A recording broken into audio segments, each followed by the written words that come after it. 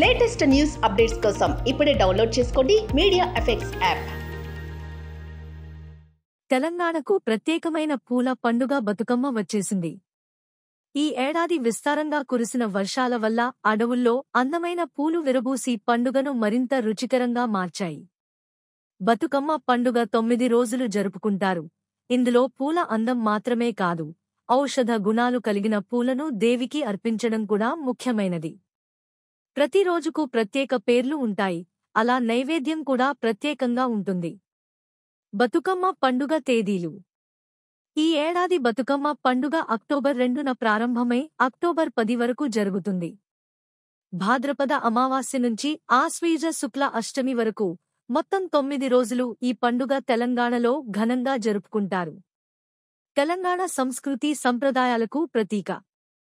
బతుకమ్మ పండుగ తెలంగాణ సంస్కృతికి ప్రతీకగా నిలుస్తుంది. ఈ పండుగలో ఆడపడుచులు స్నేహితులు, కుటుంబ సభ్యులతో కలిసి పూలను పేర్చి బతుకమ్మను తయారుచేసి దేవికి పూజలు చేస్తారు.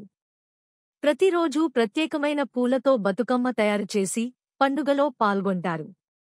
ఈ పండుగలో ఎంగిలి పూల బతుకమ్మతో ప్రారంభమై సద్దుల బతుకమ్మతో ముగుస్తుంది. తంగేడు, గునుగు, గుమ్మడి, మందార, బంతి, చామంతి వంటి పూలతో బతుకమ్మ అందంగా పేర్చి అమ్మవారికి అర్పిస్తారు.